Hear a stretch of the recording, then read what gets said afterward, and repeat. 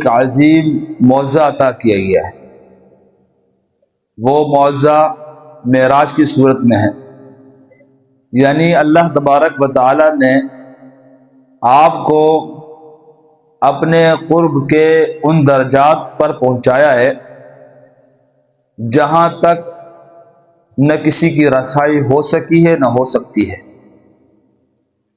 یہاں تک کہ سب سے مقرب فرشتے حضرت جبریل علیہ السلام وہ بھی ایک مقام پر معذرت کر گئے کہ یا رسول اللہ میں اب آگے نہیں جا سکتا، اگر اس سے آگے میں گیا تو اللہ کے نور سے میرے پر جل جائیں گے، نہ مجھے آگے جانے کی اجازت ہے نہ میرے اندر آگے جانے کی طاقت ہے، اب یہاں سے آپ اکیلے تشریف لے جائیں گے، سدرۃ المنتہا سے آگے صریف الاقلام، اور پھر جہاں تک اللہ کو منظور تھا اللہ نے وہاں تک آپ کو پہنچایا، اور یہ اللہ کی قدرت کا کرشمہ تھا۔ علماء کرام فرماتے ہیں کہ ہمارے نبی صلی اللہ تعالی علیہ وسلم کو اللہ تبارک و تعالی نے بے شمار معجزات عطا فرمائے، لیکن 3 معجزے ایسے ہیں جو سب سے بڑے اور عظیم ہیں، اور جو قیامت تک کے لیے حق اور صداقت کی روشن دلیل ہے۔ ایک تو پیارے نبی صلی اللہ تعالی علیہ وسلم کے مبارک انگلی سے کے اشارے سے چاند کا 2 ٹکڑے ہو جانا، اور دوسرا معجزہ قرآن کریم کی صورت میں جو اللہ تبارک و تعالی نے عطا فرمایا وہ قیامت تک کے لیے ہے، یہ اللہ کے رسول کا دوسرا بڑا معجزہ ہے۔ اور تیسرا بڑا معجزہ معراج کا واقعہ، معراج کا جو معجزہ ہے یہ اللہ کے رسول کا تیسرا بڑا معجزہ ہے، اور اللہ کی قدرت سے سب کچھ ہوا۔ اس زمانے کے منکرین کو یہ بات سمجھ میں نہ آئی، اور آج بھی ایسے کج فہم اور کم فہم لوگ ہیں جو شبہات کا شکار ہو جاتے ہیں اور جو کہتے ہیں کہ یہ کیسے ہو سکتا ہے، یہ کیسے ہوا، ایک رات میں کیسے چلے گئے، ایک رات میں 7 آسمانوں سے اوپر سدرۃ المنتہا سے بھی آگے، اور اللہ کے عرش اور اللہ کا جلوہ اور یہ سب کچھ ہو کر جنت اور جہنم بھی دیکھی گئی، ایک رات میں کیسے ہو سکتا ہے، کیسے چلے گئے؟ تو بات یہ ہے کہ اللہ کے رسول صلی اللہ تعالی علیہ وسلم نے ایک موقع پر بھی نہیں یہ فرمایا کہ میں گیا، بلکہ فرمایا مجھے لے جایا گیا۔ اب اللہ سے پوچھو اللہ کیسے لے کے گئے؟ اللہ کے بس میں تو سب کچھ ہے نا، اللہ کے لیے کیا مشکل ہے، قادر مطلق ہے۔ اس لیے قرآن کریم نے جب اس واقعے کا ذکر فرمایا ہے تو الفاظ ہی ایسے اللہ تبارک و تعالیٰ نے ارشاد فرمایا کہ بندہ اس اللہ کی صفت پر غور کرے تو کسی شبہ کا وہ شکار ہو ہی نہیں سکتا۔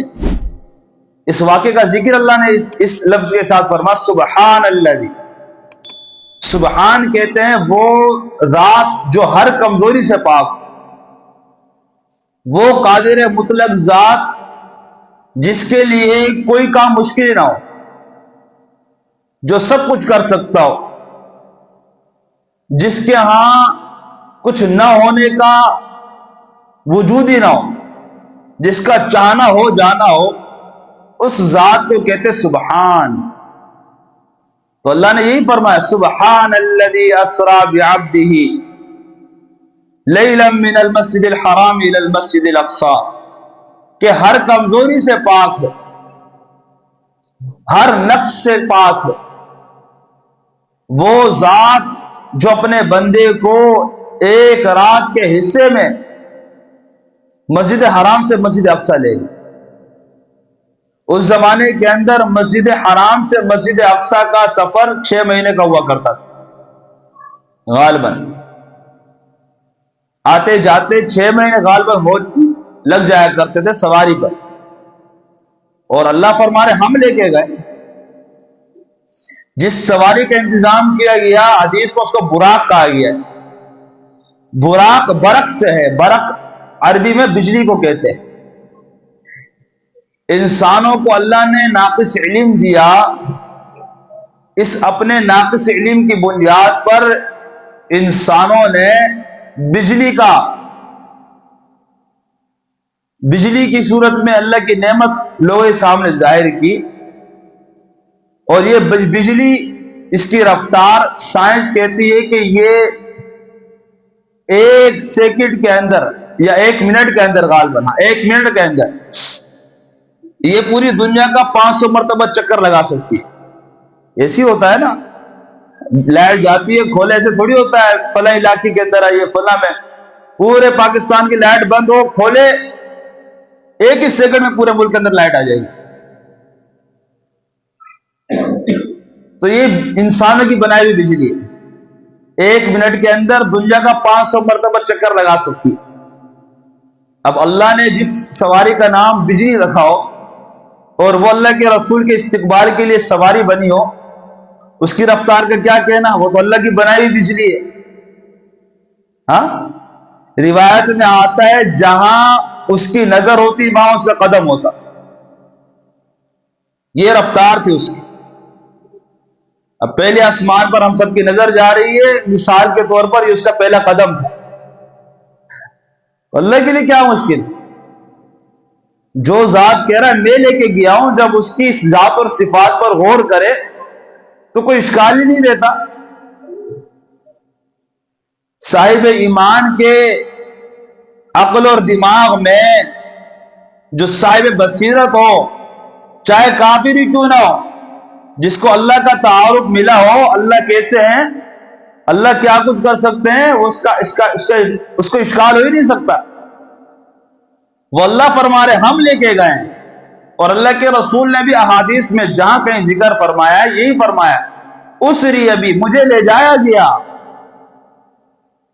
حکیم پیغمبر پھر یہ نہیں فرمایا میں گیا، مجھے لے جایا گیا۔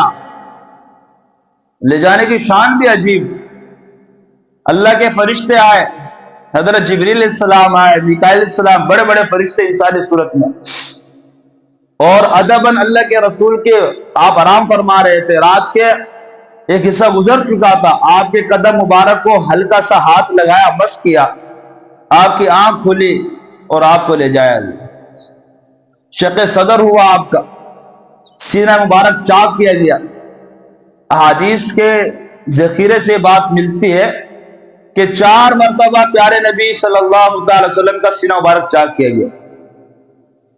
پہلی مرتبہ 4 سال کی عمر میں، دوسری مرتبہ 10 سال کی عمر میں، اور تیسری مرتبہ جب آپ کو نبوت عطا کی گئی، اور چوتھی اور آخری مرتبہ معراج کے واقعے میں، اور اسے آب زمزم سے دھویا گیا، سونے کی تشت میں آپ کا قلب اطہر رکھا گیا، اور اس کے اندر اللہ کی طرف سے جو منظور تھا، ایمانیات، تجلیات الہیہ کو برداشت کرنے کی طاقت اور قوت، کیا کچھ جو اللہ کو منظور تھا نور سے بھر دیا گیا، پھر اس کو سینے مبارک کے اندر رکھ کر سی دیے گئے۔ 4 مرتبہ یہ واقعہ ہوا۔ شق صدر جسے عربی میں کہا جاتا ہے، یہ مختلف جو ہے وہ زمانوں کے اندر 4 مرتبہ پیش آیا ہے۔ اللہ کو دیکھنے کی ہمت اور طاقت تو انسان کے اندر نہیں ہے، اللہ آج بھی موجود ہے، لیکن ہم دیکھ نہیں سکتے، ہماری ان دنیاوی آنکھوں کے اندر وہ طاقت ہی نہیں ہے۔ وہ نور کی تجلی کا ایک ادنا سا حصہ پہاڑ پر پڑا تھا، حضرت موسیٰ علیہ السلام کو تجلی برداشت نہ کر سکے، اللہ کے کلیم، اللہ کے لاڈلے نبی کے اندر جو طاقت ہوتی ہے اس کا تصور نہیں کر سکتے۔ دنیا کے اندر اللہ کو کوئی نہیں دیکھ سکتا، تو اللہ کے نے اپنے پیارے حبیب کے اندر وہ طاقت رکھی اور وہ قوت رکھی کہ اللہ کو دیکھ سکے۔ اور پھر آسمانوں کی سیر ہوئی ہے، پہلے مسجد اقصی پہنچے ہیں، وہاں حضرات انبیاء کرام علیہ السلام کی امامت کا شرف آپ کو نصیب ہوا ہے۔ کیونکہ امام الانبیاء آپ کی ایک صفت یہ بھی تھی، ایک خوبی یہ بھی تھی کہ آپ امام الانبیاء ہیں، تو اللہ نے عملی طور پر سارے نبیوں کی امامت آپ سے کروائی تاکہ امام کا جو لفظ ہے اس کے اندر اس کی اصل آ جائے، اور عملی طور پر سارے نبیوں کے آپ امام بنے ہیں۔ اللہ نے اپنی قدرت سے سب کو جمع فرمایا۔ جب بات اللہ کی ہو تو اللہ کے لیے کیا مشکل ہے؟ ہمارا تو آنکھیں بند کر کے ایمان ہے، اللہ کے لیے کچھ مشکل نہیں ہے۔ اللہ چاہے ہم مانتے اس بات کو، ابھی ہماری پشتوں تک جو سلسلہ ہے، اللہ ایک لمحے کے اندر سب کو کھڑا کرنا چاہے، ہمارے سامنے کرنا چاہے، اللہ کر سکتے ہیں۔ اللہ تو اس ذات کا نام ہے نا جہاں تو نہیں کا وجود ہی نہیں ہے، وہ جو چاہتا ہے کر سکتا ہے۔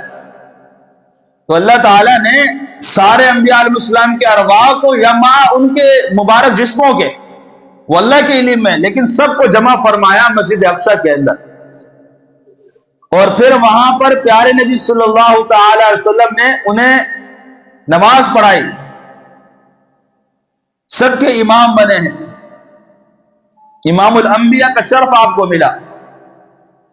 اور یہ اس زمانے کے اندر معراج ہوا تھا جب آپ کو طرح طرح کی تکلیفوں کا سامنا کرنا پڑا، اپنی محبوب اور خدمتگار بیوی کی فراقت، جدائی کا صدمہ حضرت اماں خدیجہ رضی اللہ تعالیٰ عنہ، جو ہر مشکل مرحلے میں اور ہر مشکل وقت میں آپ کا دست اور بازو بنی رہی۔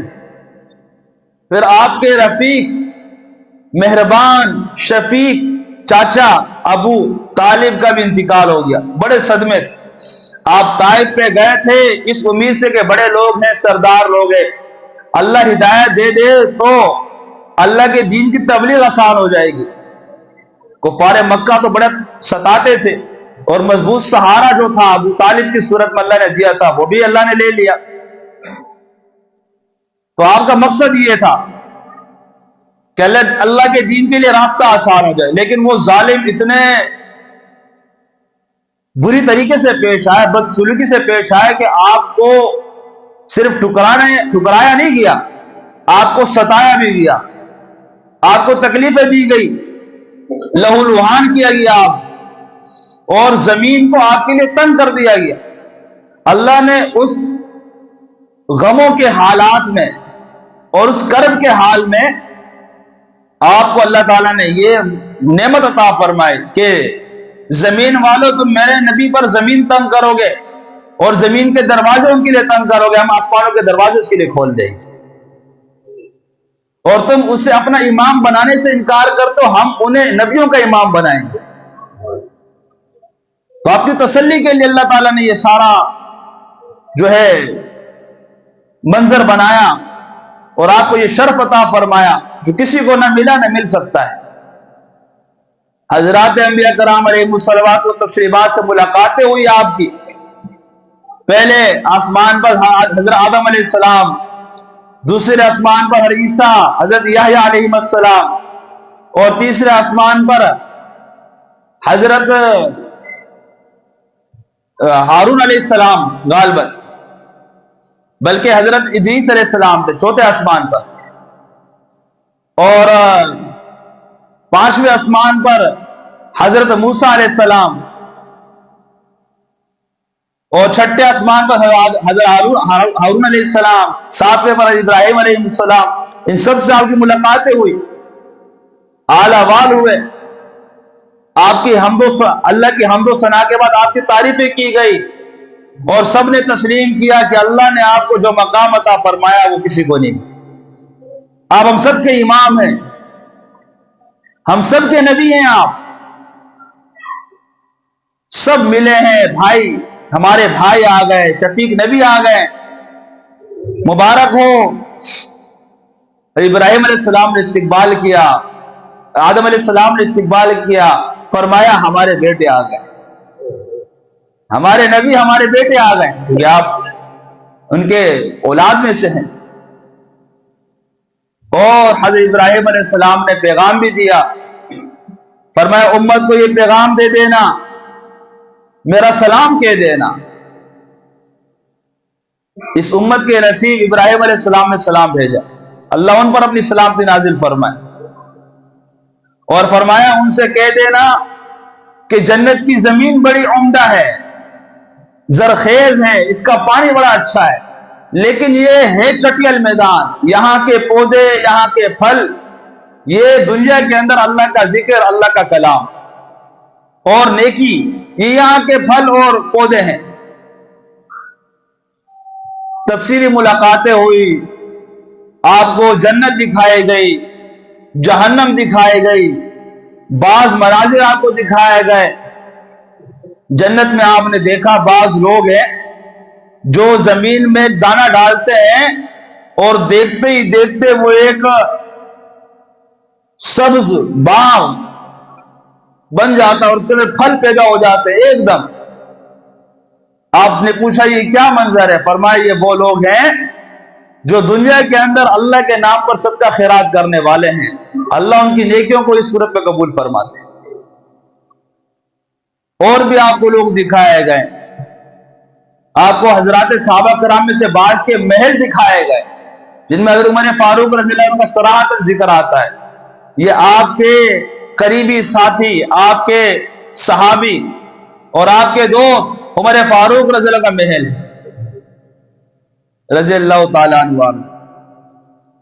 بہت سارے مناظر آپ نے دیکھے ہیں، حدیث میں کا ذکر ملتا ہے۔ آپ نے مختلف قسم کے لوگ دیکھے جو مختلف قسم کے عذابوں کے اندر مبتلا تھے۔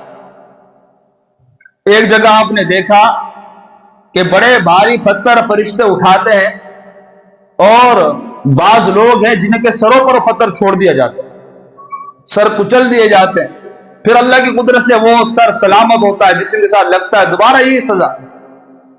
عالم مثال کے اندر آپ کو یہ دکھایا گیا، آپ نے پوچھا تو بتایا گیا یہ بے نمازی انسان ہے، کلمہ پڑھنے والا تھا لیکن نماز نہیں پڑھتا، قیامت کے دن یہی سزا آخرت میں ان کو ملے گی۔ زکوٰۃ نہ دینے والوں کی سزائیں آپ کو دکھائے گئے، بدبودار درخت کھا رہے ہیں، ننگے جسم کے ساتھ ہیں اور جانوروں کی طرح چل رہے ہیں اور مارے بھوک کے شدت بھوک کی وجہ سے بدبودار درخت کھا رہے ہیں۔ بتایا گیا یہ وہ تھے مال کی محبت میں اتنے مبتلا تھے کہ اللہ کا حق ادا نہیں کرتے، زکوٰۃ نہیں دیتے تھے۔ آپ کو دکھایا گیا بعض مجرمین ایسے ہیں تانبے کی طرح ان کے لمبے لمبے ناخن اپنے جسموں کو نوچ رہے ہیں، چیخے مار رہے ہیں، نوچ رہے ہیں، کوئی تکلیف ان کو ایسی ہو رہی ہے اپنے جسم کو، وہ بار بار کھرج رہے ہیں، نوچ رہے ہیں، گوشت الگ کر رہے ہیں جسم سے۔ فرمایا یا رسول اللہ یہ وہ لوگ ہیں آپ کی امت کے جو لوگوں کی عزتوں کو اچھالا کرتے تھے، ان کی غیبت کیا کرتے تھے، پیٹھ پیچھے ان کی برائی کیا کرتے تھے، یہ سزا ہے ان کی۔ آپ کو یہ دکھایا گیا، امت کو سمجھا دیں آپ کہ ان گناہوں کے ساتھ اللہ کی بارگاہ میں نہ آئیں۔ ایک جگہ آپ کو دکھایا گیا بہت سارے مرد، بہت ساری عورتیں ہیں اور ان کے سامنے پکا ہوا عمدہ گوشت رکھا ہوا ہے، لیکن وہ دوسری طرف بدبودار اور گلا سڑا گندا گوشت کچا اسے کھا رہے ہیں، سب اسی پر جھپک رہے ہیں، جھپٹ رہے ہیں اسی پر۔ تو پوچھے پر بتایا گیا یہ وہ لوگ تھے اللہ نے حلال رشتہ دیا تھا، ان کو حلال بیویاں دی تھی، ان سے توجہ ہٹا کر حرام کی طرف دوڑ دیتے، اور یہ وہ عورتیں ہیں جو حلال رشتوں کے ساتھ خیانت کیا کرتی تھی، یعنی زانی مرد زانی عورتیں، بدکار مرد بدکار عورتیں، یہ سب کچھ آپ کو دکھایا گیا۔ اللہ کا قرب کا وہ مقام آپ کو ملا جس کا ہم تصور نہیں کر سکتے، انسانی ذہن اس کو بیان نہیں کر سکتا۔ اللہ کتنے آپ قریب ہوئے ہیں۔ اور پوچھا گیا حدیث کے اندر آتا ہے میرے نبی کیا لائے ہو میرے لیے؟ آپ نے فرمایا التحیات للہ والصلوات والطیبات، کہ یا اللہ میری زبانی عبادتیں بھی تیرے لیے ہے اور میری بدنی عبادتیں بھی تیرے لیے ہے، میری مالی عبادتیں بھی تیرے لیے ہے۔ اللہ کی طرف سے ارشاد ہوا السلام علیکہ ایھا النبی ورحمۃ اللہ وبرکاتہ، کہ اے نبی پھر ہماری طرف سے بھی تجھ پر سلامتی ہو اور تجھ پر ہماری رحمتیں ہو اور تجھ پر ہماری برکتیں ہوں۔ یہ تحفے تحائف ہوئے اور اللہ نے نماز کی صورت میں تحفہ دیا۔ علماء کرام فرماتے ہیں نماز یہ اللہ کی طرف سے اس امت کے لیے تحفہ ہے. امت قدر کر لے, اس تحفے کی قدر کر رہے, اللہ نے تحفہ دیا ہے. سارے اعمال دنیا کے اندر ملے ہیں, زکات, روزہ, حج, یہ سب احکامات دنیا کے اندر ملے, لیکن نماز کے لیے اللہ تعالیٰ نے اپنے حبیب صلی اللہ علیہ وسلم کو عرش پر بلایا ہے اور امت کو تحفہ دیا ہے. 50 نمازیں تھی, 50. اگر 50 نمازیں فرض ہوتی کتنے مشکلیں پڑ جاتی یہ امت, کرنی تو تھی, اللہ کا حکم تھا. یہ تو حضرت موسیٰ علیہ السلام سے ملاقات ہوئی, مشاورت ہوئی اور بتایا گیا یا رسول اللہ بڑا مشکل ہے, میری امت پر 3 نمازیں تھی, اس کے اندر کوتاہی کرتی تھی. مشاورت کے بعد اللہ کے پاس بھیجا ہے, آپ گئے ہیں اور اللہ سے عرض کیا ہے. یہ تو عرض معروضات کے بعد اللہ نے کم کر کے پاس کر دی. کئی بار آپ گئے یا اللہ میری امت کمزور ہے, آپ آسانی فرما لیں, میری امت کمزور ہے. کرتے کرتے 5 رہ گئے. موسیٰ علیہ السلام نے فرمایا کہ ایسا اب بھی کم کروا دیں. آپ نے فرمایا, حدیث کے اندر آتا مجھے حیا آ رہی ہے, اتنا بڑا تحفہ اللہ دے اور میں اسے اتنا کم کر دوں, مجھے اب اللہ سے حیا آ رہی ہے. اللہ خوش ہوئے, اللہ تو جان رہے ہیں, اللہ تو سن رہے ہیں. فرمایا میرے حبیب تیری امت پڑھے گی 5, ہم نماز 50 کا دیں گے. نماز ثواب وہی ملے گا, پڑھے گی 5, ہم ثواب 50 کا دیں گے. لیکن واقعی موسیٰ علیہ السلام کی جو بات تھی, آج کتنے سارے مسلمان نماز چلی جاتی ہے, کوئی پرواہ نہیں ہوتی.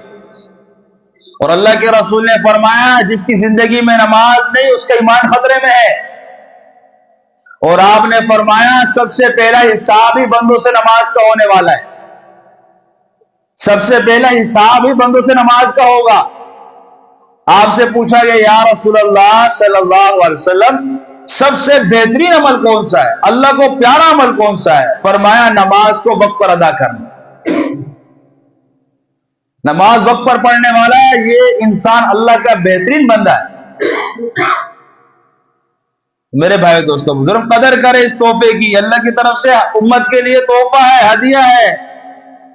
کیا کچھ ملنے والا ہے؟ حدیث کے اندر آیا جس نے وضو کیا اچھے طریقے سے اور پھر نماز کی طرف چل دیا, یہ ویسا ہے گویا کہ اللہ میزبان ہے, یہ اللہ کا مہمان ہے.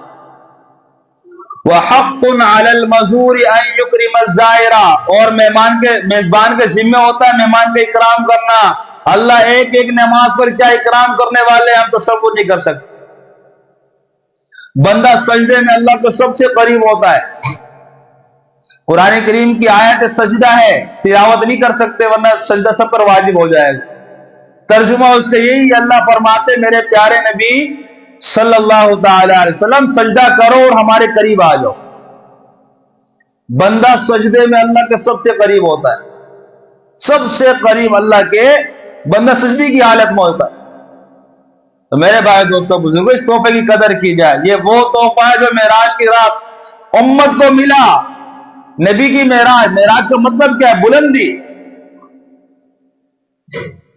اللہ نے اپنے نبی کو اس بلندی پر پہنچایا کہ انسانی ذہن کے تصور میں وہ قرب اور وہ بلندی آ نہیں سکتی, اتنا قریب پہنچا. امت کو اللہ نے فرمایا, یہ سبق دیا امت کے لیے, اگر تمہیں میرا قرب چاہیے تم نماز کے اندر آ جاؤ. اس لیے فرمایا بندہ سب سے زیادہ قریب اللہ کے نماز کی حالت میں ہوتا ہے اور سجدے کی حالت میں اللہ کے بالکل قریب ہوتا ہے. تو اللہ نے معراج, بندہ مومن کی معراج ہے نماز, اگر بندہ سمجھے. لیکن آج کتنے لوگ ہیں کہ زندگی کے اندر کتنی نمازیں ان کی چلی گئی ہے, کوئی فکر نہیں اور ہوش نہیں ہے. دنیا کا کوئی نقصان ہو جائے پریشان ہو جاتے ہیں. لیکن میرے بھائی دوستوں بزرگوں, ایک نماز کو چھوڑ دینا یہ اتنا بڑا نقصان ہے. ساری دنیا چلی جائے کم, لیکن ایک نماز کو جسے اس نے آخرت کا نقصان کیا وہ اس سے بڑا ہے. آج آنکھیں کھلی ہم قدر کر لیں. کم سے کم اس مبارک مہینے کے اندر اللہ نے جو ہمیں یہ نعمت اور یہ ہدیہ اور یہ تحفہ عطا فرمایا, یہ عزم کر کے اٹھے کہ انشاءاللہ زندگی کے اندر کوئی نماز نہیں جائے گی میری, کوئی نماز قضا نہیں ہوگی میری انشاءاللہ. آج کر لے میرے بھائی دوستوں بزرگوں، قبر والے ترستے ہیں 2 رکعت پڑھنے کے لیے جس کے اندر آیا، تو قبر میں چلے گئے نا، اور یہ بھی اللہ سے کوئی لکھوا کے نہیں آیا کہ 50 سال جینا ہے، 70 سال جینا ہے۔ کتنے آپ کے ایسے دوست ہوں گے، میرے ایسے دوست ہیں جو جوانی میں چلے گئے، کتنے ہم میں سب بھی ایسے ہیں جن کو 40 سال نصیب نہیں ہونے والے، 40 والوں کو 50 نصیب نہیں ہونے والے، کوئی بھروسہ نہیں زندگی کا۔ حدیث کے اندر آتا ہے بندہ جو قبر کے اندر ہے 2 رکعت کے لیے جو تڑپتا ہے اور ترستا ہے، اس کی مثال سمجھائے جیسے مچھلی پانی کے بغیر تڑپتی ہے، کیا حالت ہوتی ہے۔ وہ مانگتا اللہ سے، یا اللہ مجھے 2 رکعت اپنے سامنے پڑھنے کی توفیق دے دے۔ آج آگے کھلی قدر نہیں، تو یہ عزم کر کے اٹھے انشاءاللہ زندگی کے اندر آج کے بعد ہماری کوئی فرض نماز قضا نہیں ہوگی۔ میں بھی عزم کرتا ہوں، آپ بھی عزم کر لیں، اللہ تبارک و تعالی ہم سب کو کئی سنی پر عمل کرنے والا بنا دے۔ واخر دعوانا